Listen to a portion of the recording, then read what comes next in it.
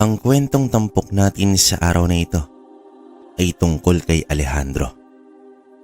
Sa lugar ng Calbayog, Samar, taong 1970. Ang Calbayog ay tahanan ng ilan sa ating mga katipunerong lumaban sa mga dayuhan. Maayos ang pagkabata ni Alejandro. Ang totoo niyan, siya mismo ay may dugong Kastila sa panig ng kanyang ama. Mga purong Kastila ang lolo ng kanyang ama. Samantalang ang lolo naman ni Alejandro ay umibig sa isang dalagang Pilipina. Kaya namang nagpasya itong mamalagi sa bansa at manirahan ng payapa sa Kabisayaan. Panglima sa 8 magkakapatid si Alejandro. At sa dami nila, ay minsan ay hindi na napapansin itong si Alejandro. Gawa ng masyado siyang tahimik na nagbabasa ng mga libro niya. Minsan sa kwarto at madalas sa likod bahay nila. Mas gusto niya ang simoy ng hangin na nagmumula sa malawak na damuhan na pinagpapastulan ng kanilang mga alagang kambing.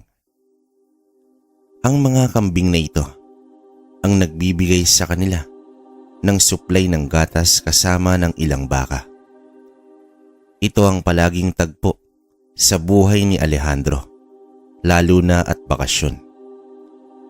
Habang abala ang mga kuya niya sa kanilang tindahan sa sentro at itong mga magulang niya naman ay palaging nasa mga pagtitipon ng mga kilalang tao sa kanilang lugar. Siya naman ay naroroon. Panay libro lang ang kaharap. Mahilig si Alejandro sa mga libro tungkol sa kasaysayan at mga babasahing nakakatakot. Para sa kanya, wala nang masasaya pa sa mga kwento tungkol sa aswang. Bagamat ayon sa mga magulang niya, na mga katang-isip lamang ang mga aswang at mga mangkukulam, ngunit hindi na nawawala sa isipan ni Alejandro ang mga kaganapan noong 7 taong gulang pa lamang siya.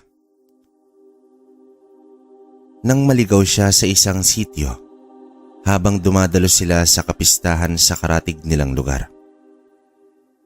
Buong gabi siyang nanatili sa ilalim ng bahay ng pamilya ng aswang, kung saan niya nakita kung papaanong kinain ng mga ito ang isang dalaga.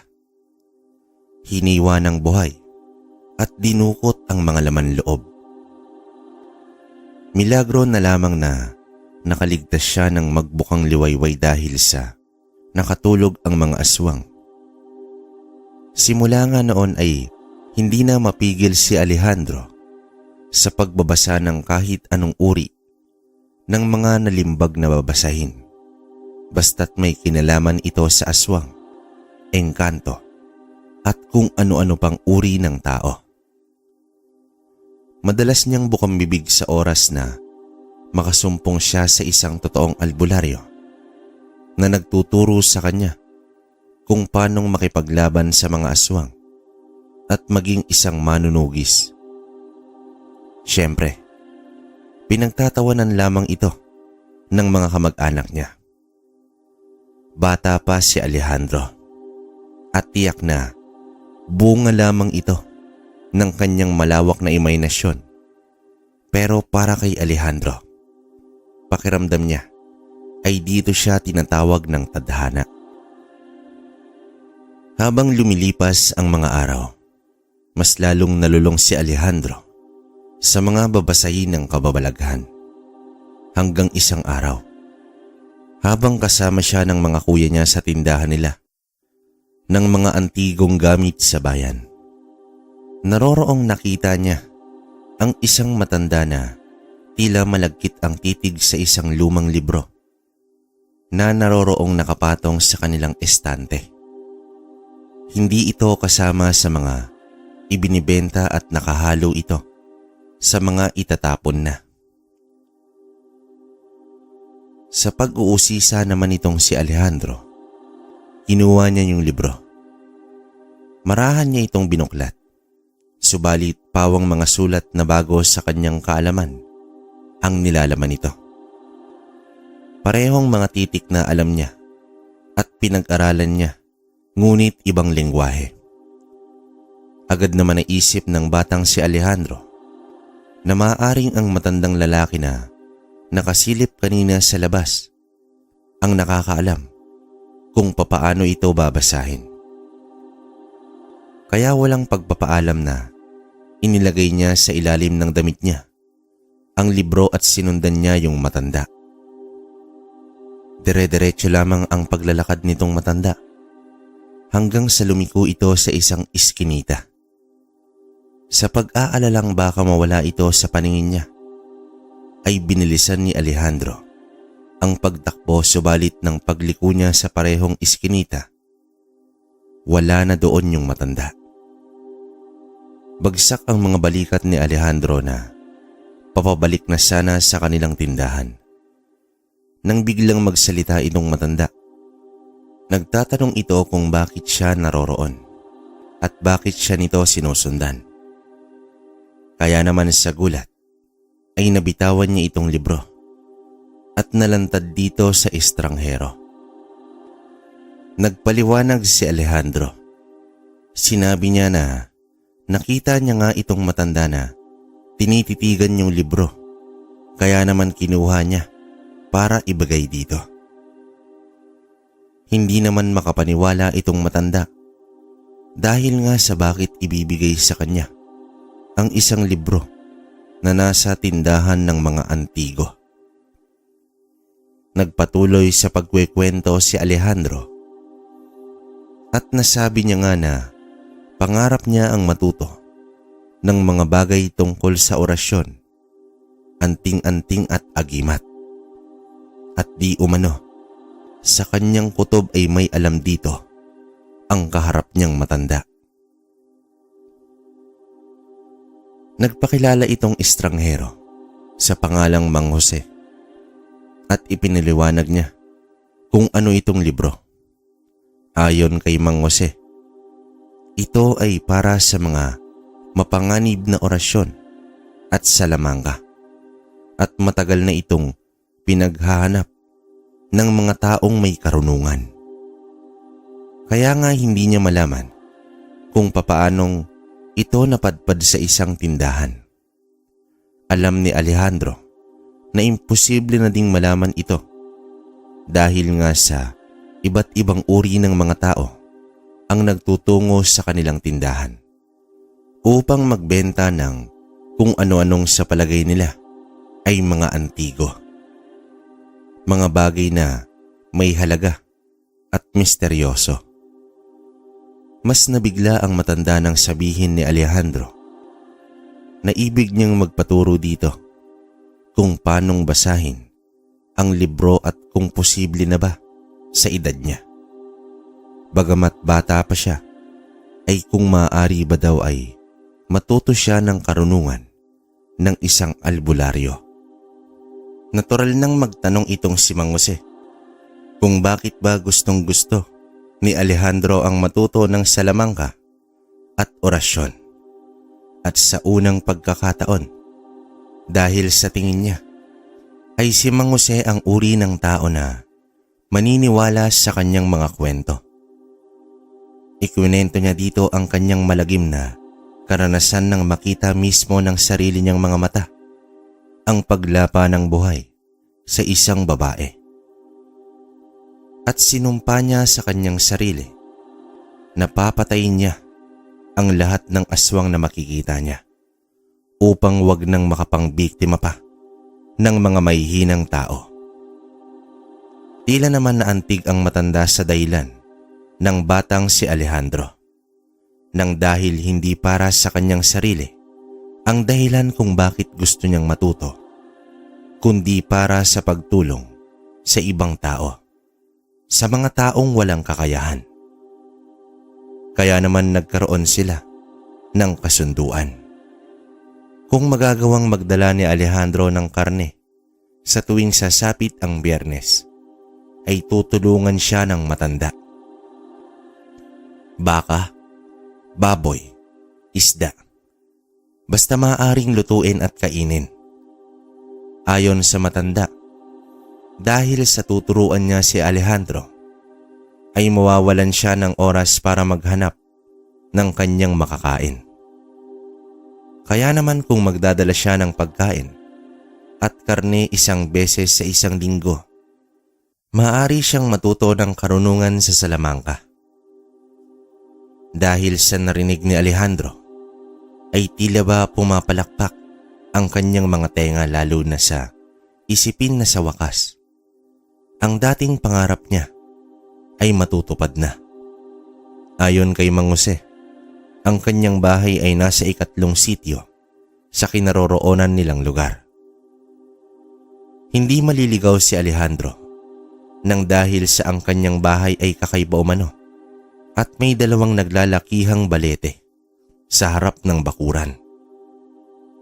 Kailangan magtungo doon ni Alejandro ng 3:00 ng madaling araw dahil yun ang umpisa ng kanyang pagsasanay hanggang sa 3:00 ng hapon sa kada Biyernes. Walang ibang araw na maaari siyang mag-aral ng mga orasyon at Salamanca kundi Biyernes ng 3:00 ng madaling araw hanggang 3:00 ng hapon. Hindi niya maaaring ikwento kahit kanino man ang kanilang pagsasanay, kundi ititigil ito ng matanda. Walang problema si Alejandro sa mga kondisyon ni Mang Jose. Ang ibig niya lamang ay matuto, magkaroon ng karunungan na magagamit niya laban sa mga aswang. Sinabi pa nga nito na kung walang aswang sa kanilang bayan, maghahanap siya sa mga karatig lugar at babalikan niya ang sitio kung saan niya unang nakita ang totoong mga nilalang. Ngunit ayon kay Mang Jose, maliban na lamang kung binayayaan siya ng abilidad, ang isang normal na tao ay aabuti ng 1 buong taon para makabisa ang mga salita at 2 taon naman para magawa niyang magamit ito sa praktikal o aktwal na kasanayan. At dahil isang ordinaryong bata lamang si Alejandro na may kung anong ordinaryong pangarap, ang 3 o 4 na taong pagsasanay para sa kanya ay hindi ito magiging problema. Yun nga lang, kailangan niyang palaging lumiban sa klase sa tuwing araw ng Biyernes. Babawi niya na lamang ito sa mga proyekto at pakikiusap sa mga maestra niya. Hindi naman siya nahirapan dito dahil pagdating sa akademiko ay magaling siya at matalino. Lumipas na ang mga buwan at taon hanggang sa matutunan ni Alejandro ang lahat na maaring may turo ng matandang albularyo sa kanya. Sa pagkatapos ng 4 na taong walang mintis na kanyang pagsasanay, naging isang ganap na albularyo si Alejandro sa edad na 14 anyos. Ayon kay Mang Jose, ang kanyang karunungan ay may papares sa mga veteranong albularyo. Ngunit hindi ito kailangan ipagyabang at sa halip ay dapat niya itong ilihim sa lahat. Dahil hindi lahat ng tao sa panahon nila ay maganda ang pagtanggap sa mga taong may espesyal na karunungan. Hindi naman binawi pa ni Alejandro itong aklat na ibinigay niya kay Mang Jose. At bagamat tapos na ang kanyang mga pagsasanay, sa tuwing Sabado ng umaga, bago siya magtungo sa kanilang tindahan, ay dumadaan muna siya sa bahay ni Mang Jose upang magbigay ng pagkain. Kagaya ng nakasanayan niya sa loob ng 4 na taon. Kakaibang disiplina na napanatili niya. Dahil sa isa sa pinakamahalagang turo ni Mang Jose ay ang panatilihing mapagkumbaba. Gaano mang kataas o kalayo ang narating niya. Para kay Alejandro, alam niyang handa na siya Alam niyang kaya niya nang harapin ang isang aswang upang masubukan ang kanyang kakayahan. Ngunit nagdadalawang isip ito dahil sa pagpapayo na din ni Mang Jose. Hanggat wala umano siyang nababalita ang inaagrabyado ng aswang o hanggat hindi siya mismong sinasalakay ng mga nilalang na ito, pipigilan niya ang kanyang sarili dahil ang kakayahang itinuro ni Mang Jose sa kanya ay para sa pagprotekta at pagtanggol at hindi para sa mga makabarbarong adikain upang gumante at ipakita kung sinong mas malakas. Hindi naman nahirapan si Alejandro dahil hanggat alam niyang may karunungan na siya ng isang albularyo. Masaya na ito dahil anumang oras na magkakaroon ng problema sa kanilang pamilya na may ugnayan sa aswang o engkanto, alam niyang kaya niyang ipagtanggol ang kanyang pamilya. Kaya naman naroroon siyang masayang nagbabantay sa kanilang negosyo. Ngunit kaakibat ng pagkakaroon ng karunungan ay ang kakayahan niya din upang makaramdam at makarinig ng mga pagtawag mula sa mga kakaibang nilalang at mga kagamitang balot ng kapangyarihan. Isang araw, habang tahimik siyang nagbabasa ng aklat tungkol sa kasaysayan at naroroong nakaupo sa loob ng kanilang tindahan, nakarinig siya ng pagbulong at tila pagtawag sa kanya. Alam niyang nasa loob ito ng tindahan, kaya naman marahan niyang pinakiramdaman ng paligid upang matunton ang pinagmumulan nitong ingay. Puno ng mga sari-saring mga gamit ang tindahan na halos tila napakahirap na malaman kung nasan ba dito ang pinagmumulan ng mga pagbulong-bulong. Hanggang sa matawag ang kanyang pansin ng isang kahoy na kahon. Naroroon itong napapatungan ng mga bakal at iba pang mga luma at kalawanging gamit. Marahan niya itong binuksan at naroroong natagpuan niya ang isang kakaibang balaraw na tila bagamat luma ay makinang pa din. Alam ni Alejandro na kagaya ng librong ibinigay niya kay Mang Jose ay may kakaiba din sa balaraw na iyon.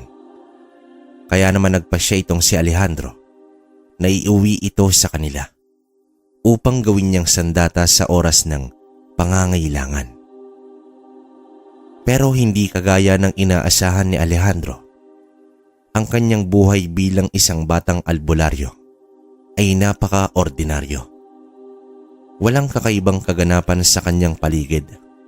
Walang balita ng aswang o engkanto man lamang na nanggagambala sa mga kabaryo niya. Sa madaling sabi, nakaramdam ng pagkabagot si Alejandro. Naisip niya na hindi iyon maaari.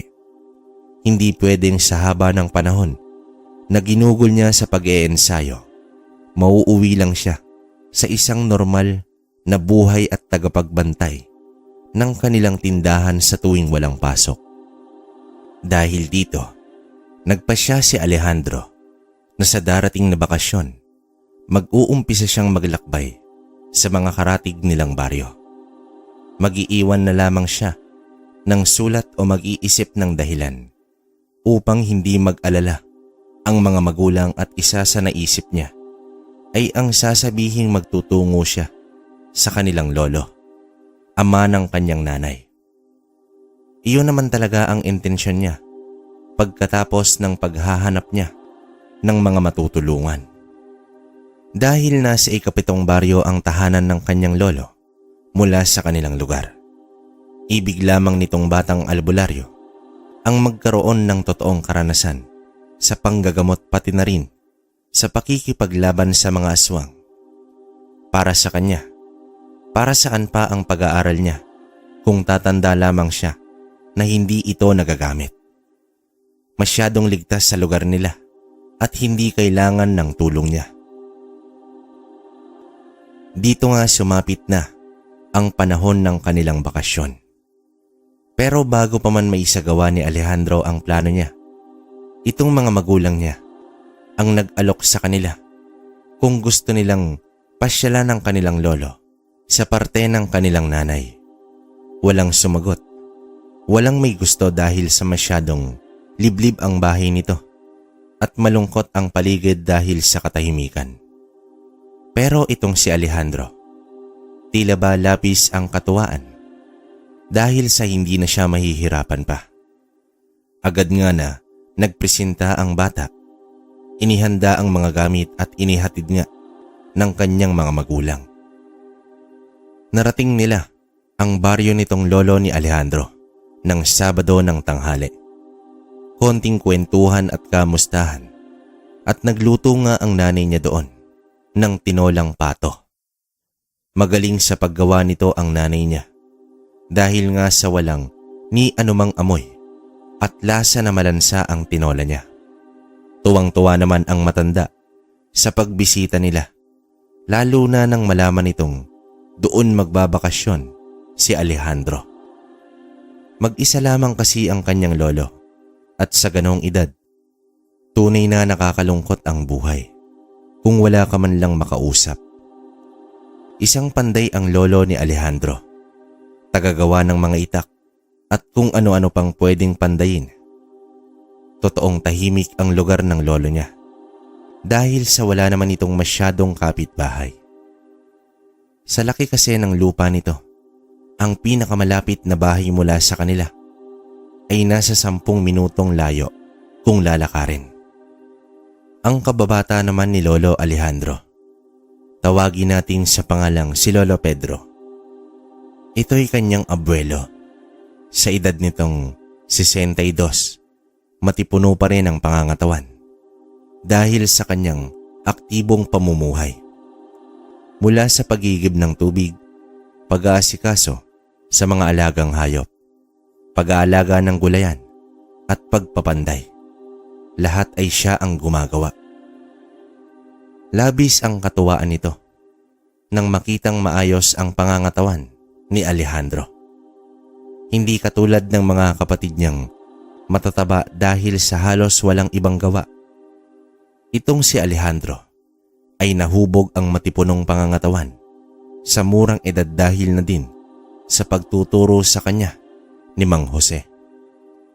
Pansin din ng kanyang lolo na tila bang matanda ng mag-isip at kumilos itong si Alejandro. Wari mo pa, ay marami ng karanasan sa buhay. Ito ay dahil na rin sa ilang taon niyang nakasama si Mang Jose at nabahagian siya ng mga kwento ng karanasan nito sa buhay. Ngunit agad namang ipinagpauna ng kanyang lolo dito kay Alejandro na kung maaari, kung lalabas siya sa baryo, magpapaalam siya at huwag mag-isang gagala. Ayon sa kanyang lolo, ay maraming mabangis na hayop ang naglipa na sa kanilang lugar. Ilang beses nang may mga hinabol na mabangis na hayop ang mga residente doon na nakikita nilang nagpapagala-gala at lalakad sa gitna ng daan sa kalaliman ng gabi. Pero itong si Alejandro ay diretsahang tinanong ang lolo niya kung ito bang mga sinasabi niyang hayop ay totoong hayop o mga aswang. Napatigil naman sa pagpupukbok itong lolo niya sa kasalukuyang gumagawa ng kutsilyo dahil sa tanong ng kanyang apo. Apo, may mga bagay sa ating mundo ang mas makabubuting hayaan na lamang. Hindi sa lahat ng oras, tao lang ang may karapatan. Sambit ng kanyang lolo Pedro. Ganon din naman ang pangaral sa kanya ni Mang Jose. Hindi sa lahat ng oras ay tao lamang ang maaaring magkaroon ng karapatan sa mundong ito. Lalo na sa mga nasa paligid nito dahil merong mga hayop at ibang nilalang ang nangangailangan din mabuhay. Ayon pa kay Mang Jose, noong nagsasanay pa si Alejandro, ang mga aswang at kakaibang nilalang ay katulad lamang ng tao. Kumakain para mabuhay, parang sa mata ng mga manok at mga pato. O kaya, sa mga baboy, ang mga tao ay kahalintulad sa mga aswang dahil sa pagkatay nito at pagkain sa mga karne ng hayop. Ang kaibahan lang, ang aswang ay nangangain ng tao at ang ilan pa ay may kakayahang mangkulam o magbigay ng karamdaman sa biktima nito. Dito naman natanong ni Alejandro sa kanyang lolo Pedro. Nasa tagal niya sa baryong iyon kung hindi pa ba siya nakakita ng aswang. Kung wala bang bantog sa kanilang baryo o di kaya mga mangkukulam. Kung iisipin, wala naman kasing aswang o mangkukulam ang ilalantad ang kanilang sarili at ipangangalandakan. Pero 3 araw lamang ang nakalipas nang pagdating ni Alejandro sa bahay ng lolo niya ay nag-umpisa na siyang makaranas ng kakaiba. Dahil sa palagi na lamang tila may sumisitsit sa kanya kapag naroroon siya sa may duyan sa ilalim ng mangga na nasa harap lamang ng bahay ng kanyang lolo Pedro. Pero kung sisipatin niya naman at hahanapin sa paligid kung saan ito nagmumula ay wala naman siyang makita. Sa gabi naman ay nakakarinig sila ng mga kakaibang huni sa paligid. Minsan alam ng lolo niya na ibon. Pero may mga pagkakataon na kapag tinatanong ni Alejandro kung anong uri ng ibon ang narinig niya, hindi naman makasagot ang matanda sa mga tanong nito. Linggo ng umaga, sumama si Alejandro sa kanyang lolo upang magtungo sa simbahan. Maging kahit matapos ang misa, payapa ang mga tao. Ngunit isang umpukan ang nadaanan nila at narinig nga nitong si Alejandro ang usapan tungkol sa isang dalagang na paglaruan umano.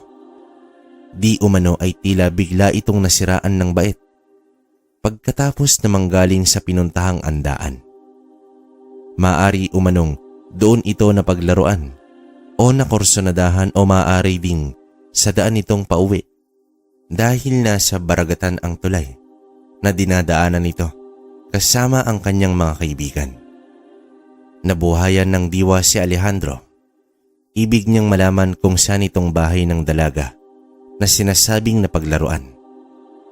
Kaya naman nang naging abala ang lolo niya sa pagbili ng mga pangkonsumo sa bahay nila, agad na nilapitan ni Alejandro ang isa sa mga nasa umpukan at nagtanong kung anong ngalan ng dalaga at saan ito nakatira. Nang bigla naman siyang tawagin ng lolo niya. Pero ayon sa manong na napagtanungan niya, Adelpa ang pangalan ng dalaga, pero hindi alam ni Alejandro yung lugar na sinasabi nito kaya tinanong na lamang niya sa kanyang lolo. Daraanan umano nila itong papasok sa lupa ng pamilya ng babaeng tinanong niya. Kaya naman nakiusap si Alejandro na kung maaari nila itong puntahan sa pagsapit ng hapon. Kailangan niya lamang kunin yung mga gamit niya. Wala namang ideya si Lolo Pedro kung ano bang ibig na gawin ng kanyang apo. Pero umuo na lamang ito at sinabihan ang apo niya na bandang 3:00 ng hapon. Pagdating nila doon ay may mga tao sa labas ng bahay nitong dalaga at maririnig nga ang pagsigaw ng isang babae sa loob. Nakita naman nila ang isang lalaking biglang lumabas mula sa loob ng bahay. Ito daw yung manggagamot na tumutulong sa dalaga. Ngunit hindi mapagaling-galing itong si Adelpa. Malapit na kaibigan naman ni Lolo Pedro ang tatay nitong pasyente. Sa kanya kasi nagpapagawa ng itak at nagpapahasa ng mga gamit itong padre de pamilya. Nakiusap si Alejandro na kung maaari niyang tingnan itong dalaga. Wala na din naman kasi yung lalaking manggagamot at mukhang sumuko na at umalis. Pinayagan naman siya ng tatay nitong si Adelpa. Ayon sa ama nito, araw-gabi ay hindi sila makatulog ng maayos dahil sa biglang nangingisay itong si Adelpa. Malalim na din ang mga mata nito at palaging parang may sinasambit na mga salitang banyaga. Una ay pinagmasdan lamang ito ni Alejandro. Pagkatapos ay nagsaboy siya ng isang uri ng abo. Walang reaksyon, kaya ibig sabihin ay hindi engkanto ang may gawa. Kaya naman marahan niyang hinawakan ang tiyan ng dalaga at tilang may pinapakiramdaman. Dito ay nakumpirma niya ang sitwasyon ayon kay Alejandro. Inaaswang itong si Adelpa at mukhang balak yang gawin. Kaya naman nakapagmura itong ama ni Adelpa dahil sa tama nga daw ang hinala nila. Maaring niyanggaw ito sa hangdaang pinuntahan. Agad na sinuri ni Alejandro ang dalaga at inihanda ang kanyang ritual at orasyon kontra pangyayangkaw. At sa prosesong ito, may nadiskubre ang batang albularyo. Dahil sa nanglapatan niya ito ng lunas, bago pa lamang ang ritual sa pangyayanggaw na ginagawa dito. Taliwas sa sinasabi ng ama nito na ilang araw nang nakalipas na pagtungo nito sa handaan. Bilang ito ang unang panggagamot ni Alejandro, labis siyang napapaisip kung papaano ba itong nangyari. Maari kayang may iba pang nangyari sa dalaga. May pinuntahan pa ba itong ibang lugar o handaan? Hanggang sa biglang pumasok sa kanyang isipan itong nasalubong niyang manggagamot. Hindi kasi ito tumitig sa kanya noong batiin niya ng magandang hapon. At tila ba aligaga din nang dumating siya. Kaya naman natanong ni Alejandro kung sino yung naunang lalaki na nanggagamot sa anak nila. Ayon naman sa ama nito ay kabaryo lang din nila, kaibigan umano ni Adelpa.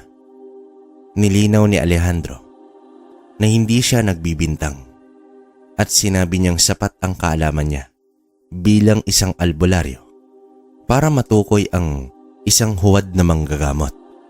Di umano ay may mga pinainom ito sa dalaga at 2 araw na itong nagpabalik-balik sa bahay nila para gamutin si Adelpa. Tiwala naman sila dahil nga sa kaibigan ito. Ngunit nang painumin ni Alejandro ng isang gamot na bigay pa sa kanya ni Mang Jose, itong dalaga, bigla na lamang itong nagsuka ng malaberdeng malagkit na bagay. Napakabaho nito at nakasusulasok. Kaya naman agad itong ipinaalis ni Alejandro. Sa huling pagduwal ni Adelpa, nakita nila doon ang tila maliit na insektong itim na gumagapang. Agad itong inilagay ni Alejandro sa isang botelya at siniliban ng apoy. Saka pa lamang inumpisahan ni Alejandro ang pananambal upang may alis ang kulam sa dalaga. Bandang mag-aalas 8 na ng gabi nang matapos sila sa gamutan. Tagaktak ang pawis ni Alejandro.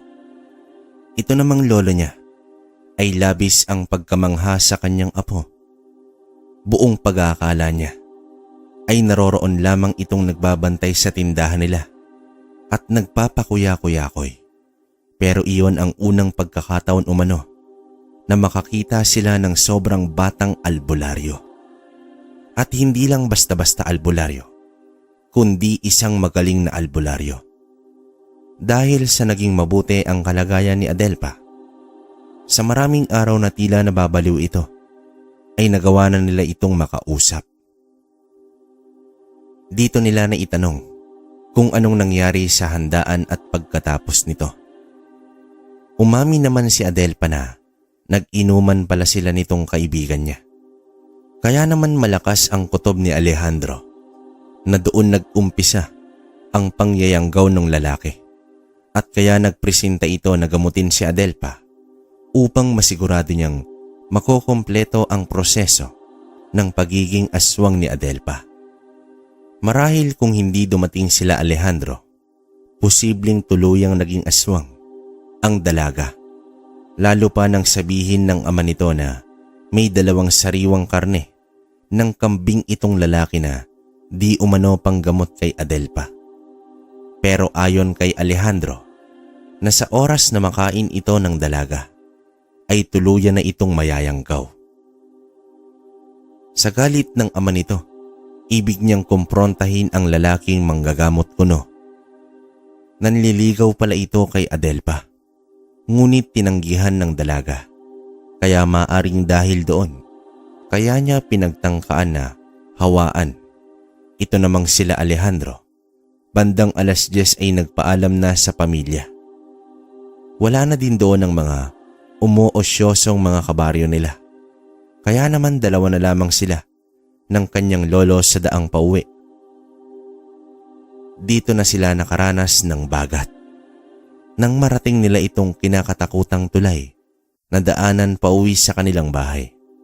Isang malaking pato ang nakita nilang nakatayo sa gitna ng daanan. Kaya nga lang, ang nakakapagtaka sa patong ito ay nakasuot ng tsinelas na maitim at sintangkad ng tao. Mabuti na lamang at nakahanda dito si Alejandro. Para makasigurado, bago sila umalis sa bahay ng pasyente niya, nang hingi ito ng 3 walis tingting. Ito ang ginamit ni Alejandro laban sa bagat. May ibinulong lamang siyang orasyon at kapag ikinumpas niya ito sa hangin, sa bawat kumpas niya nito, napapatras yung itim na pato hanggang sa tumayo na lamang ito sa gilid at hindi na kumilos pa. Isang uri ng bagat itong nakita nila ayon kay Alejandro. Ang lolo Pedro niya naman parang batang manghang-mangha sa karunungan ng kanyang apo. Maging sa bagat na noon lamang siya nakakita. Nagawa naman nilang makauwi ng ligtas, pero patuloy ang pagkukwento ng lolo niya kung gaano nga kalaki yung itim na pato. Alam naman ni Alejandro na maaaring kagagawan iyon ng aswang at maaaring nalaman nito na nagamot na si Adelpa. Dahilan para sa posibilidad na mas magalit itong aswang sa kanya. Isang malaking insulto para sa mga aswang ang makontra ang kanilang kulam at pangyayanggaw. Batid ni Alejandro na hindi basta-basta tatantanan ng aswang si Adelpa. Kaya kailangan niyang gumawa ng habak upang maibigay sa dalaga. Nang sunod na araw, binisita sila ng ama ni Adelpa. Nagpapasama ito sa kanila papunta sa bahay nitong hinihinalang aswang upang kumprontahin. Kailangan nila ng isang may karunungan sa mga aswang upang mapatunayan ang kanilang aligasyon. Ngunit nang marating nila ang bahay ng lalaki, ay wala ng tao. Wala na doon yung lalaki at ang nanay at tatay nito. Walang nakakita kung saan nagtungo. Basta, parang bula na biglang nawala sa kanilang baryo. Kaya naman mas lalong naging matibay ang kanilang mga patunay na aswang nga ang pamilyang ito. Pero ayon kay Alejandro, nagtatago lamang ang mga ito at maaaring nasa paligid lamang. Hindi daw kasi agad na iniiwan ng aswang ang kanilang biktima. Kaya naman malaki ang tsansa na sa mga susunod na gabi ay babalikan nito si Adelpa.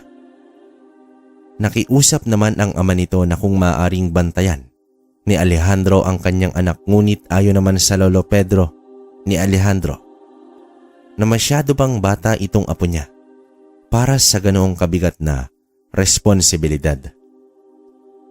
Kahit gusto nilang tumulong pero malalagot si Lolo Pedro, oras na makarating ito sa mga magulang ni Alejandro.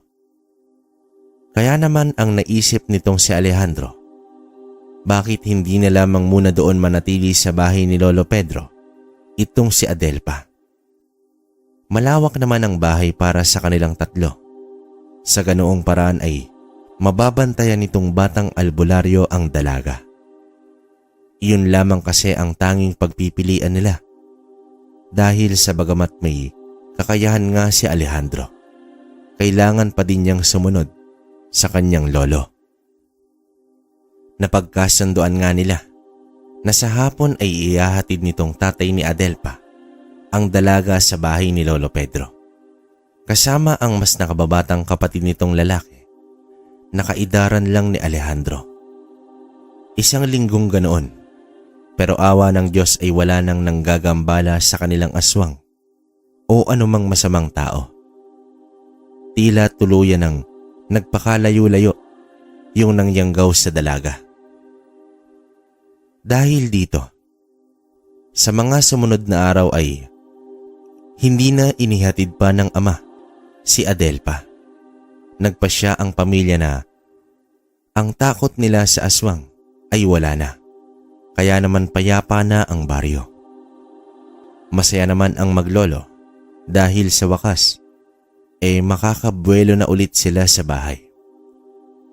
Hirap kasi silang kumilos gawa ng may kasama silang dalaga sa mga gabing nagdaan.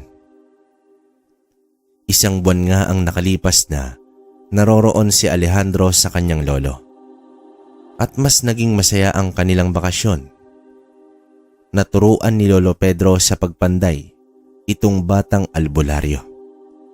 Kaya naman isang araw ay naisipan niyang linisan at hasain itong balaraw na nakuha niya sa kanilang tindahan ng mga antigo. Napabuga na lamang ng iniinom nitong kape si Lolo Pedro nang makita ang balaraw. Nandilat ang mga mata nito dahil sa ang hawakan nito ay gawa sa ginto at bronze. Maging ang talim nito ay di umano mula sa isang uri ng metal na bibihira niyang makita. Kaya naman natanong ng matanda kung bakit daladala niya ito, at tama nga ang naisip nito na kinuha ito ni Alejandro sa kanilang tindahan ng walang paalam. Ngunit agad namang dinepensahan ni Alejandro ang kanyang sarili at sinabing nakahalo na ito sa mga tinambak na gamit na hindi na ibebenta. Kaya kesa namang naroroong hindi nagagamit, kaya naman kinuha niya na lang. Napakaganda ng hugis nito at pagkakapanday. Ayon pa sa kanyang lolo, kakaibang estilo ang ginamit sa paggawa nito na kahit nga siya ay hindi niya makakayang gawin. Sa mga narinig ni Alejandro ay mas lalo itong natuwa. Pakiramdam pa niya ay napaka-espesyal ng kanyang balaraw. Araw ng Sabado, niyaya ng pamilya ni Adelpa itong sila Alejandro at ang kanyang lolo sa gaganaping pista sa isang baryo. Hindi naman makakapunta ang lolo nitong si Alejandro. Sinusumpong ng rayuma. Kaya namang naroroong binigyan ni Alejandro ng gamot upang bumuti ang pakiramdam. Pero itong batang albularyo naman ay gustong-gustong makapunta sa piyesta. Dahil sa kita ng kanyang lolo, ang tila nakakaawang mukha nitong apo niya. Kaya naman pinayagan siya at nagbilin lamang na huwag hihiwalay sa mga kasama niya. Tiwala naman si lolo kasi buong mag-anak ni Adelpa ang kasama nito. Sa daan pa lamang ay masaya na ang kwentuhan nila Adelpa. May paghanga ito sa batang albularyo dahil nga sa galing nito sa panggagamot. Nang makarating naman sila sa lugar ng pista, napalunok ng laway si Alejandro dahil sa nagbalik sa kanyang alaala ang lahat noong bata pa siya. Ito ay dahil sa ang lugar ng piyesta ay ang parehong baryo kung saan unang nakakita ng aswang si Alejandro. Kung saan niya nakita ang walang awang paglapa ng isang buong pamilya sa isang babae sa hapagkainan nito. Natulalang saglit si Alejandro hanggang sa hawakan siya sa braso ni Adelpa. Niyaya na siya nitong upang magtuloy sa bahay ng kanilang bibisitahin. Ninong umano ito ni Adelpa at kababalik lamang galing sa Maynila. Maraming handa umano at personal silang inimbitahan. Ganon na lamang ang panlalamig ni Alejandro dahil sa ang bahay na pupuntahan nila ay ang parehong bahay kung saan nakatira ang mga aswang. Hindi niya lamang maalala ang mga mukha ng aswang pero natitiyak niyang yun yung bahay. Imbis na magsaya si Alejandro, para siyang sinisileban ng apoy at ibig na lamang umalis. Naduduwal siya sa dami ng karning naroroon. Yung katawan ng dalagang nilalapa ng aswang ang naaalala niya. Naroroong mismong si Adelpa na ang nagdala ng makakain niya dahil sa nakaupo lamang siya sa isang sulok. Tahimik ito at nakamasid habang masaganang kumakain ang mga bisita. Naisipan namang magtanong ni Alejandro kung gaano na bang katagal na nakatira doon ang ninong niya. Pero hindi alam nitong si Adelpa. Nang biglang magsalita itong mismong ninong Abel ni Adelpa. Ayon sa lalaki, may 4 na taon na din siyang naroroong nakatira kasama ang pamilya niya. Nabili nila ang lupa at bahay sa murang halaga dahil sa kamag-anak na lamang ng dating may-ari ang nakausap niya. Bigla daw kasi nawala ang mag-anak na nakatira doon. Kaya nang ilang taon nang hindi bumabalik, pinagbili na ng kamag-anak ang bahay at lupa. Hanggang sa kasalukuyan naman kasi umano, ay hindi na bumalik ang nakatira doon. Dito nakahinga si Alejandro. Dahil ibig sabihin ay hindi ang ninong ni Adelpa ang aswang. Isa pa, nag-iisang anak lamang ang meron itong ninong Abel ni Adelpa. Kaiba sa kanyang nakita na nasa 8 aswang na nagsasalo-salo sa karne ng tao. Dito na nakumbinse si Alejandro na kumain. Pero nanigurado pa din siya at pinatakan niya ng kalamansi ang mga inihain sa kanya. Hapon nang nag-iinuman na ang matatanda sa bahay na ito. Kasama ang ama ni Adelpa at ang kanyang ninong habang si Alejandro ay kausap ang dalaga at pinagmamasdan ang mga taong paparoot paparito sa labas ng bakuran. Nang makita niya itong isang lalaki na sobrang pamilyar sa kanyang muka. Nakatitig lamang sa bahay at nakatayo sa may poste. Pagkatapos ay naglakad itong patungo sa nag-iinuman.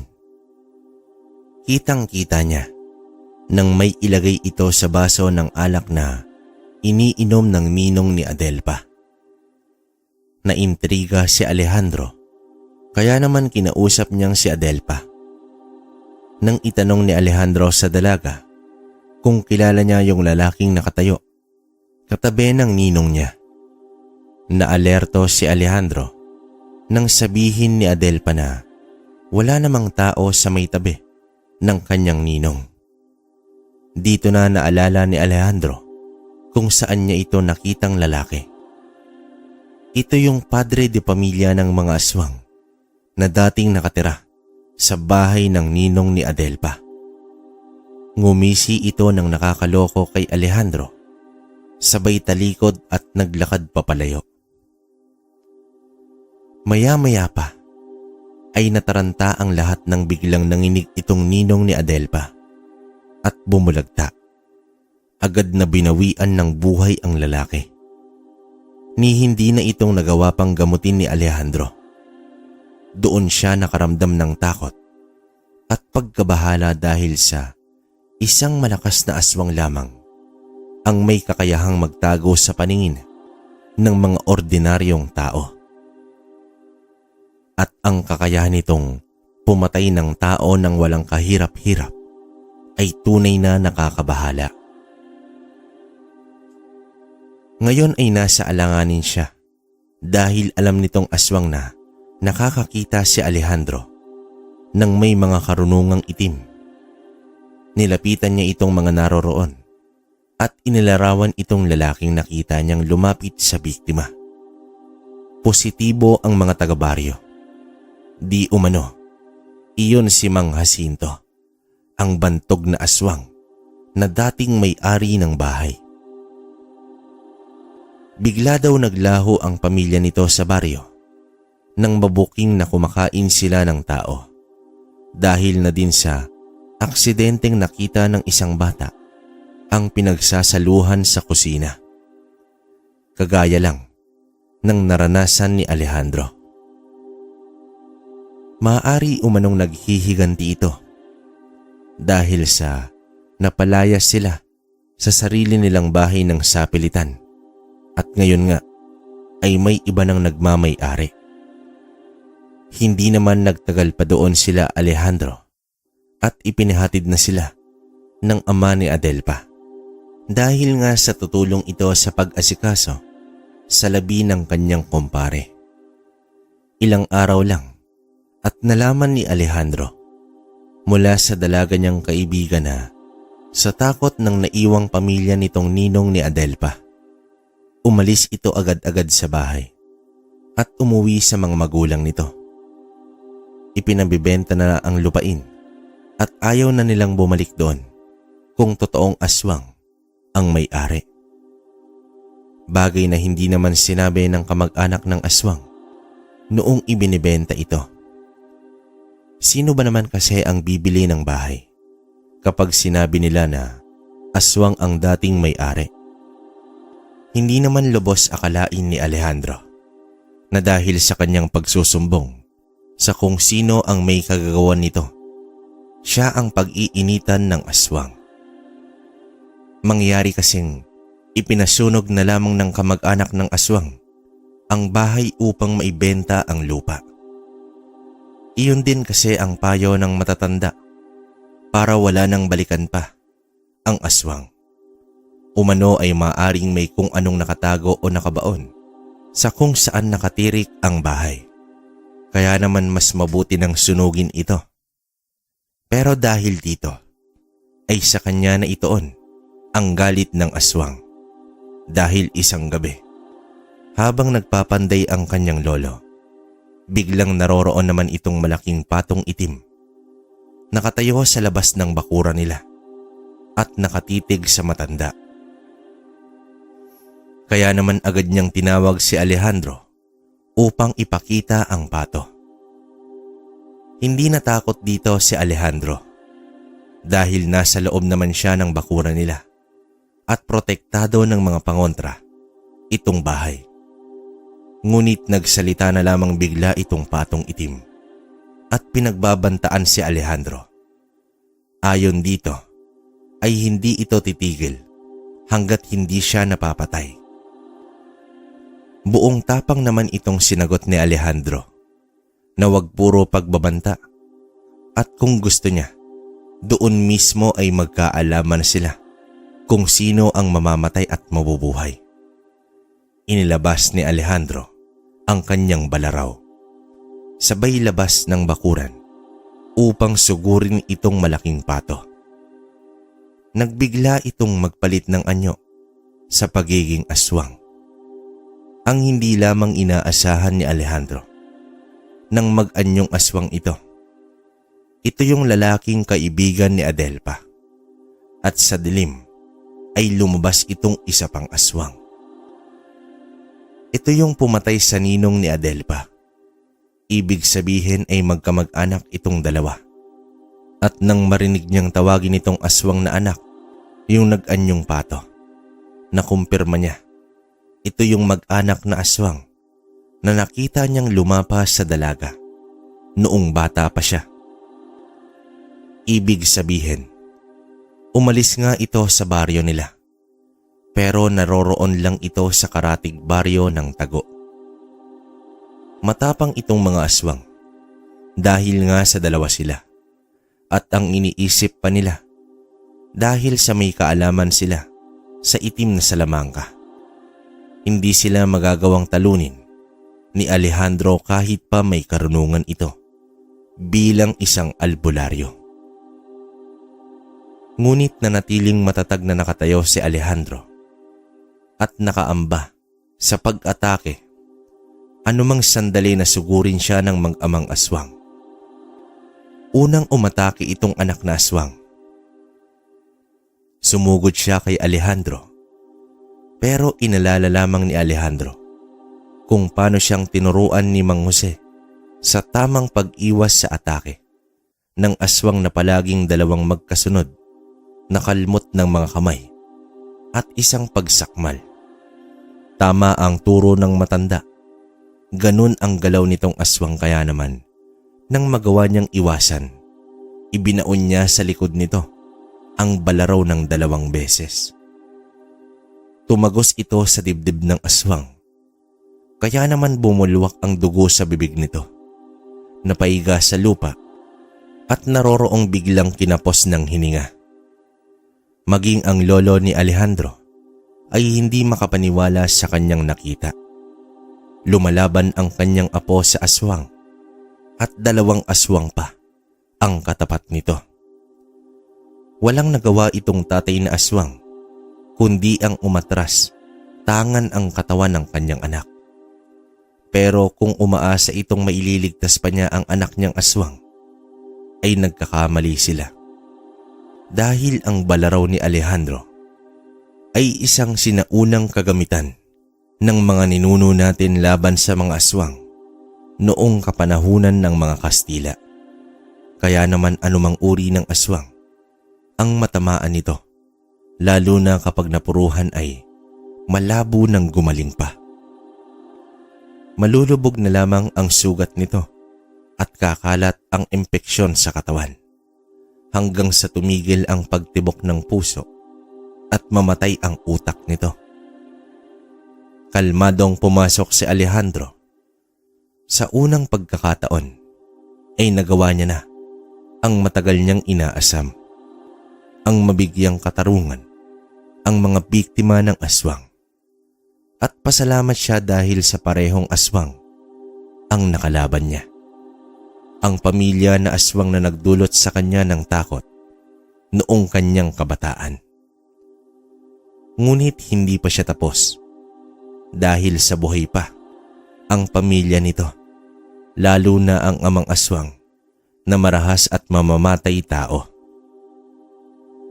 Ang gusto sana ng Lolo Pedro ni Alejandro ay ihatid na siya sa kanyang mga magulang, dahil nga sa lubhang delikado ang sitwasyon niya. Siguradong gaganti ang mga aswang at tiyak na hindi ito magdadalawang isip na paslangin si Alejandro. Pero ayaw ng bata. Maging ang pagsusumbong sa barangay ay ayaw nito. Dahil sa baka, tumakas lamang umano ang pamilya at muling magtago. Gusto niyang kahit man lang itong padre de pamilya ng mga aswang ay magawa niyang wakasan ang buhay. Dahil nga sa alam niyang natutuwa ito sa tuwing may napapaslang siyang tao. 2 araw ang nakalipas, pero walang aswang ang sumugod. Hanggang sa malapit nang matapos ang bakasyon ni Alejandro. Biyernes dumating ang mga magulang niya sa lugar ng kanyang lolo upang sunduin na siya. Hindi pumayag si Alejandro na maiwan doon ng lolo niya, dahil sa maaari ito ang gantihan ng pamilyang aswang. Kaya naman nakiusap siya dito na sumama saglit sa kanilang bahay. Pumayag naman ito, pero walang ideya ang mga magulang niya kung bakit ganoon ka desidido si Alejandro na maisama ang lolo niya. Inayos nila ang mga kagamitan ng matanda. Siniguradong maayos ang bahay at inabilin muna sa karatig nitong magsasaka ang mga alagang hayop niya. Subalit nang papaalis na sana sila, ay biglang dumating itong nakababatang kapatid ni Adelpa at ang tatay nito. Isang araw nang nawawala ang dalaga. Nagtungo lamang ito sa ilog upang maglaba, pero hindi na nakabalik pa sa bahay nila. Naiulat na umano sa kapitan at kasalukuyang hinahanap sa masukal na gubat. Nakiusap naman ang ama nitong dalaga na huwag munang aalis si Alejandro at tulungan muna sila sa paghahanap dito sa babae. Gulat na gulat ang mga magulang niya. Hindi nila akalain na ganoon pala ang pinagkakaabalahan ni Alejandro. Kaya pala gustong-gusto nito ang magpunta sa lolo niya dahil sa pagka-aalbularyo nito. Galit ang kanyang ama. Gusto na nitong umuwi at kaladkarin si Alejandro pero nanindigan ang bata. Itay, kung pababayaan ko si Adelpa at tatakas mula sa mga aswang na to, habang buhay dadalhin ng konsensya ko ang mangyayari sa kanya. Wika ni Alejandro sa kanyang ama. Kita naman ang determinasyon sa mukha ng batang albularyo at alam ng mga magulang nito na anuman ang sabihin nila, nakapagdesisyon na ang anak nila. Kaya naman wala silang nagawa kundi ang pumayag. Sumama ang kanyang tatay sa paghahanap habang ang nanay niya naman at lolo niya ay nauna nang magtungo sa kanilang bahay. Halos lahat ng kalalakihan sa baryong iyon ay kasama nila Alejandro sa pagtukoy kung saan napunta itong si Adelpa. May kutob kasi siya na ang pamilya ng aswang ang may gawa nito. Lalo pa at sa tingin niya ay namatay na nga itong binatang anak ng aswang. Nagpatuloy sila sa paggalugad sa lugar kung saan nga huling nakita si Adelpa. Masukal ang gubat. Maraming mga lugar ang mahirap tunguhin dahil sa kapal ng kakahuyan at mga halaman. Ilan pa ay may mga hukay na tila bang kumukonekta sa mga kuweba at mga malalaking batuhan. Ang usapan nila ng kanyang ama, sa araw na iyon lamang sila tutulong at kapag hindi nila nakita itong dalaga, ay sasama na si Alejandro pauwi sa kanilang bahay. Wala nang rason-rason pa, pumayag sa kasunduan itong batang albularyo. Pero buo ang pag-asa niyang mahanap nila si Adelpa at sana buhay pa. Pero maya-maya lang ay nagsigawan ang ilan sa mga kasama nila nang makita ang damit ni Adelpa na naroroong puno ng dugo sa isang puno. Nanlumo ang tatay nito sa nakita. Hindi nito malaman kung sisigaw ba siya o iiyak. Hindi niya matanggap ang ideya na patay na ang anak niya.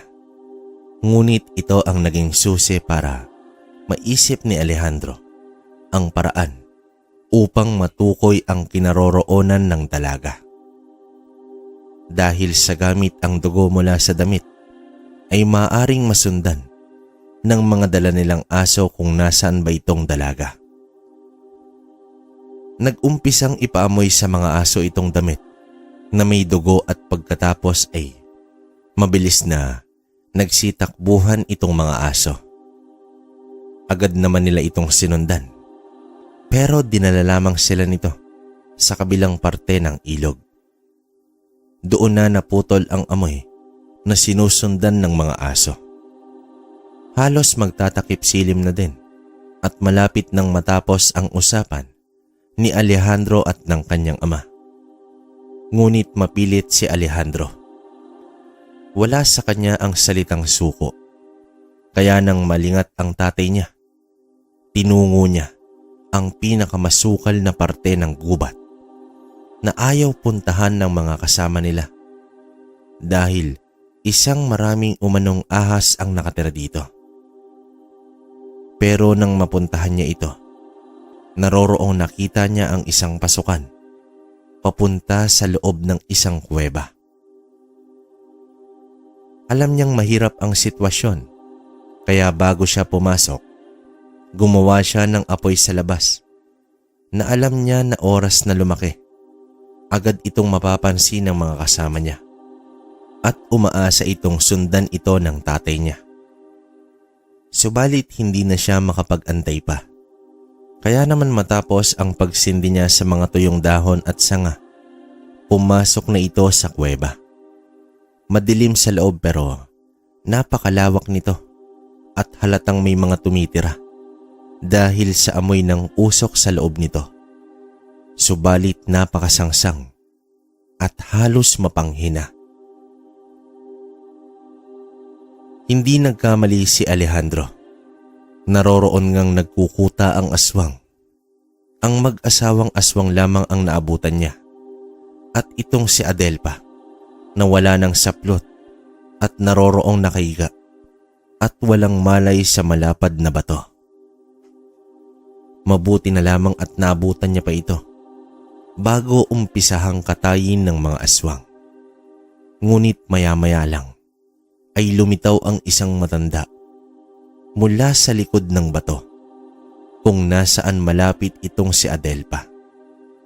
Isang mangkukulam na aswang ang matandang ito at tuloy-tuloy na ang nag-uusal ng mga orasyon pangontra kay Alejandro. Panay tawanan lamang itong mag-asawang aswang dahil sa tama umano ang naisip nila upang mapalabas sa lungga itong si Alejandro, ang kunin itong babae. Ngayon ay pagkakataon na ng mga aswang ang ipaghiganti ang kanilang anak. Magkakasabay na nag-usal ng orasyong pamatay ang mga aswang sa pag-asang mapapatumba nila ang batang albularyo. Ngunit napangiti lamang si Alejandro dahil nang marinig niya ang mga orasyon, nag-umpisa na rin itong kontrahin. Unang nabulunan ang babaeng aswang at kasunod ang matandang aswang na mangkukulam. Tila bang may kung anong bumara sa mga lalamunan nila at nahirapan itong makahinga.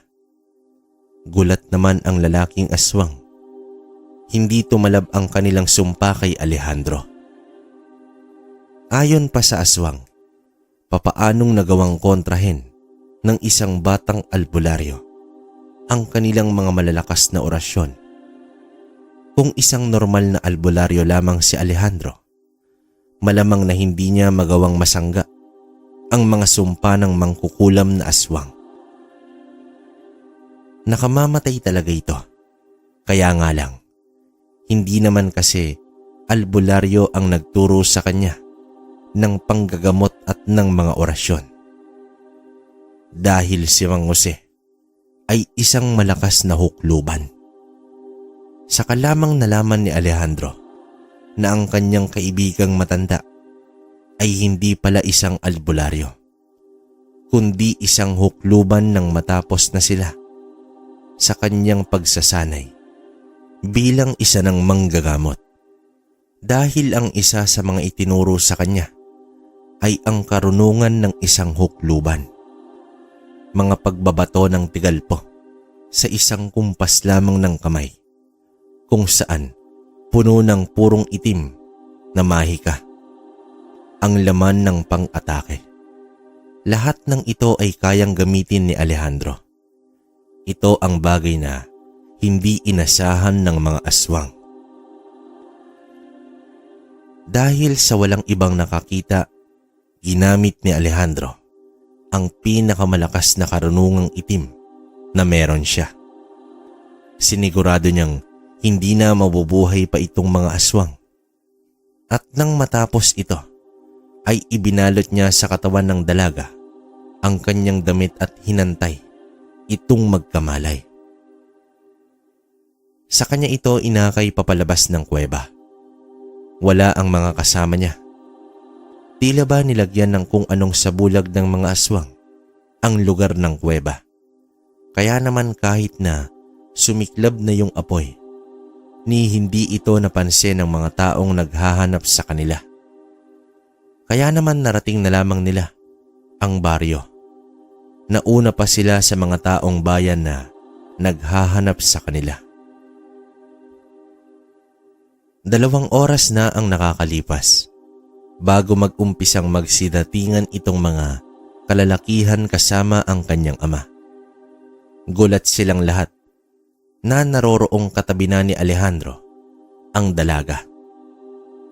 Hindi na idinitalya pa ng batang albularyo ang nangyari Pero tinitiyak niya na wala na ang mga aswang sa kanilang lugar. Nakayakap na lamang itong dalaga sa kanya. Ilang beses niyang iniligtas ang buhay nito sa kapahamakan dulot ng angkan ng aswang. Pero kagaya nga ng usapan nila ng tatay niya, umuwi na itong si Alejandro sa kanilang baryo. Pero hindi naman ito naging hadlang upang magkasama sila ni Adelpa. Dahil nga sa mas madalas na naroroon ang dalaga sa kanilang baryo at tumutulong sa tindahan nila Alejandro. Dahil sa nasa lugar din naman kasi nila ang eskwelahan sa sekundarya, kaya maging mas madali ito para sa dalaga. Hanggang sa dumating na ang tamang edad ni Alejandro upang magkaroon ng nobya. At wala nang ang iba pang babae ang nagmay-ari ng puso niya, kundi itong si Adelpa, ang dalagang minsan niyang naligtas sa kamay ng angkan ng mga aswang. Tungkol naman sa matandang hukluban na si Mang Jose, hindi niya na ito nakita pa sa kanilang baryo.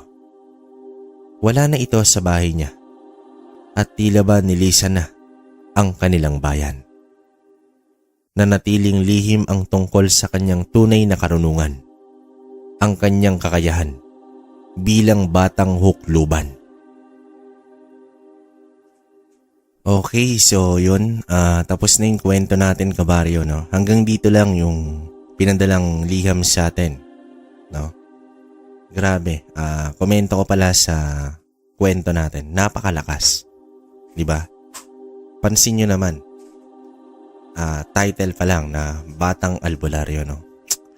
Kahit ako parang hindi ko ma-distinguish o tama bang term yun, o parang hindi ako makapaniwala na bata pa lang talaga tong si Alejandro. Gusto niya nang maging isang albularyo, no? Well, dun nga sa karanasan niya, no, na nakakita siya ng yung babae na nilalapa ng mga aswang. Siguro kahit naman tayo, kahit naman kayo, ako siguro, no, kung time nung bata pa ako, talagang hindi ko alam kung anong kilabot yung mararamdaman ko nung mga time na yon. Kasi grabe yun, isipin nyo. Nasa harapan mo, di ba? Kinakain ng... Siyempre, bata ka pa, hindi mo pa matutukoy kung aswang talaga, no? Napaka nun. Kasi hayop nga lang na makita natin na nagkalasog-lasog. Yung mga mabababaw lang yung sikmura, talagang hindi kakayanin. Ano pa kaya tong mismong tao? No? Siyempre, iba yon. Kaya, wala masabi. Kaya nakakahanga tong si Alejandro kasi hindi siya naging gano'n, no? Kumbaga, parang ang nilagay niya sa isip niya, paano niya matatalo yung mga ganong uri ng nilalang, di ba? Na, siyempre, paano bago mangyari yon, kailangan niyang matuto, no? Tapos yun nga, ang galing din ng libro na nakuha niya. Hindi ko lang alam, ang gusto ko sanang malaman kung kanino talaga nagmula yung libro. Di ba? Kasi parang ang nangyari, nagbantay siya sa pwesto nila. Tapos nung time na chinecheck niya na yung libro, hindi niya alam kung anong nilalaman nun.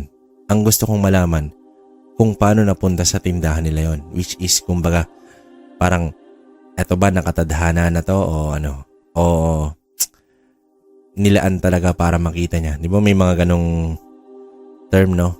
So, yun sana. Hindi natin hindi, ang hirap i-describe, no? Tapos isa pa yung nakuha niyang balaraw, no? Napakaganda, napakalakas.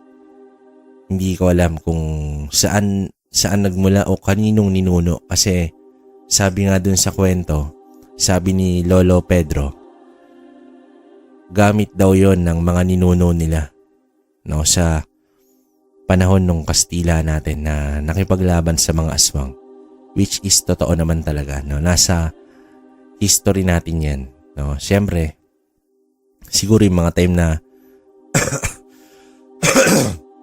sorry, may ubo pa rin tayo.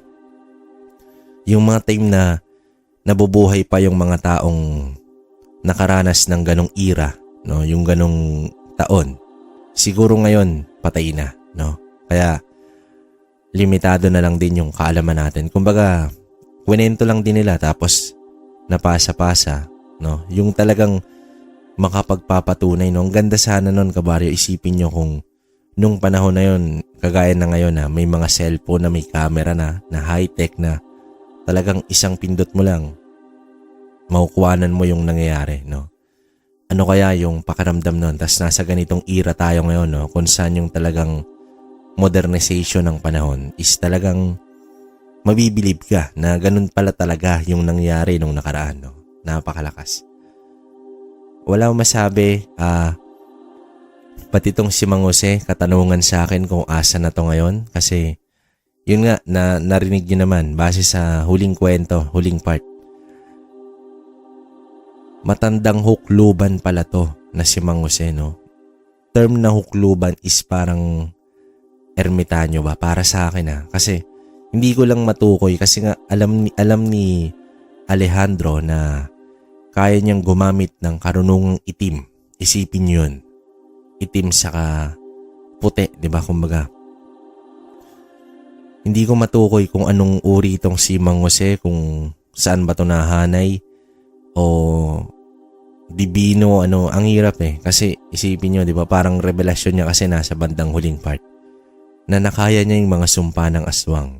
Isipin nyo, batang albularyo lang. Sabi nga nung aswang na nandun sa kuweba, kung simpleng albularyo ka lang, hindi mo makakaya yung sumpa ng aswang na mangkukulam. Pero si Alejandro, wala, ngumiti lang, sinabayan niya pa ng usal.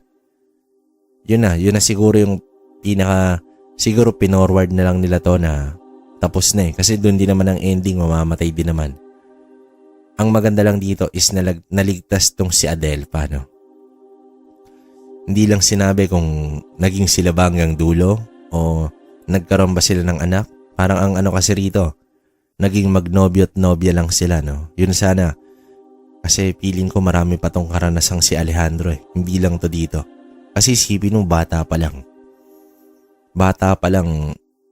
Ano na siya? Ano pa ngayon na mas tumanda, di ba? So, yun. Para sa akin yun lang, napakalakas. Wala na akong masabing iba. Kayo, kung meron kayong komento, no? Comment kayo sa baba para mabasa natin yan. Tapos, eto, shoutout tayo ulit. Ito yung mga nag-comment kahapon sa ating upload na kay Kalando sa kay Ugis, no? Hanggang ngayon, napaka controversial ni Ugis, no? Kasi napakalakas din na manok ng engkanto. Yan. Yun, so babatiin ko muna yung mga members ng Solid Kabaryo natin, no? Si Ma'am Roslyn Dalopere, yun, salamat po. Lovely Rose Digal, salamat. Ma'am Christine Farado, Maria Victoria, Brenda Canyel, Maricel Sumiyaya at si Marvin George Foley. Yan, so 7 na sila, no? Yan din yung nabanggit natin kahapon. Tapos yung mga nag-comment sa ating kwento patungkol kay Kalando, no? Si Ma'am Susan Manalo. Yan, salamat po sa'yo. Si Dave ng KSA, salamat boss. Si Alshik Rev, no? Salamat yan. Tita Sareno, salamat po. Ramonita Verdugo, salamat. Nayana, yan. Pinay sa Cyprus, salamat po, Nay. Maria Casusa, salamat. Montianos Vlog, salamat boss. Si Ma'am Lisa, salamat din. Cherry Mukbang ASMR, salamat po. Si Ma'am Tina Kayabyab, no? From Toronto. Sabi ni Ma'am Tina, ang galing-galing ni Kalando at yung alaga niyang ibon na si Ugis. Ganda ng storya. Salamat for sharing yon. God bless you always. Listening from Toronto, Ontario, Canada. Yan. Si Ma'am Jean Sibal, more power Kabaryo. Ganda ng kwento, may aral pa. Salamat po. Si Ma'am Cora Hidalgo, yan. Good afternoon, kabaryo. Isa na namang magandang kwento nakakawala ng homesick. Tama naman na wag natin ipagmalaki kung anong meron tayo at mapaglamang sa kapwa kasi may balik yan sa atin. Yan. Yun. Isa rin to sa dahilan, no? Yun nga, kaya gusto kong araw-araw tayo nag-upload kasi yung mga kababayan natin na OFW na nakikinig, no? Yan. Alam ko marami namang ibang channel dyan pero syempre, parang nakikinig din sila dito. Ito na yung pasasalamat natin, no? Si Redali Vincent, good morning at maraming salamat kay Brayon. Isa na namang maganda at ma-action na kwento nila Lando at Ogis laban sa mga elemento at mga makakaliwang nilalang. Yan. Salamat, boss. Arlene Culspesa, yun. Salamat po. Hazel Samonte, salamat. Carmelita Pruna, salamat po. Si Ricky Manalo. Yun. Empaktang wakwak in Dubai. Always listener you idol. Salamat po. Charlene Roland, boss, salamat. Thank you po sa isa na namang kwento na kapupulutan mo ng aral. Salamat po. Si Ma'am Marilu Matsuda, yan. Wow, ganda ng storya ni Kalando at ang engkantong manok. Galing. Salamat muli sa magandang kwento at talagang may mapupulutang aral. God bless you always. Salamat po. Aldwin Rioya. Salamat, boss. Gerson Namar. Yon, salamat din. Candelaria Manaloto. Salamat po. Asil Gumban. Yan. Cheribel Antonio. From Jeddah. Yon, Saudi. Yan, salamat. Si Boss Ronel Tolosa. Ang sabi niya kasi, ito. Magandang araw, kwentong baryo, lalo na sa'yo, Sir Ray. Grabe ang ganda ng kwento, sir. Lalo na yung sisiw na naging tandang ang lakas niya at lumaki pag may kalaban. Bitin lang, Sir Ray, kasi di lahat nakalaban niya. O yun nga, nakakabitin to, yung kay Kalando, pero wala, yun lang eh. Evelyn Paul, salamat po. Inday ng Paris, salamat. June Alcantara, salamat. Yumi Tatum, salamat po. Uncle George, salamat. Pilipina Palsario. Si Ma'am Gina Tatwala, salamat. Marivic Orgao, salamat po. Gina Bel Vogador at si Blue, no? Salamat din, Blue.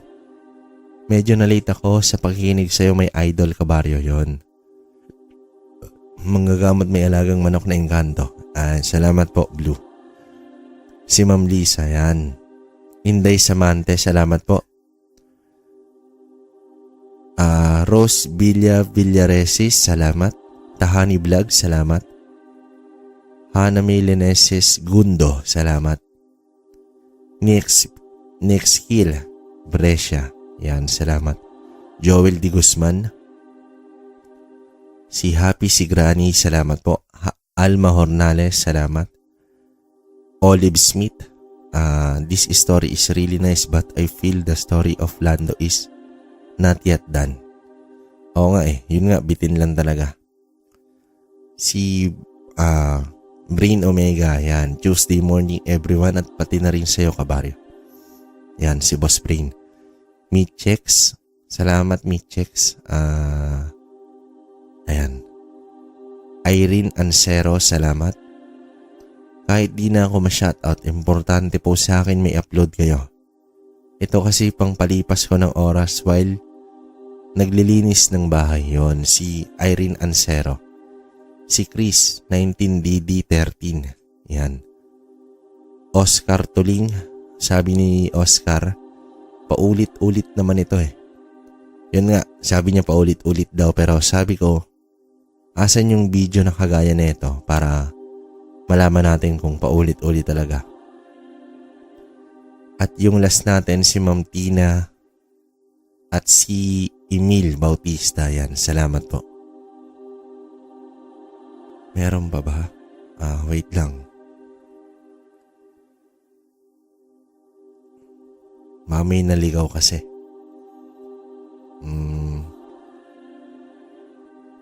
Roslyn Pipito. Yan, salamat po.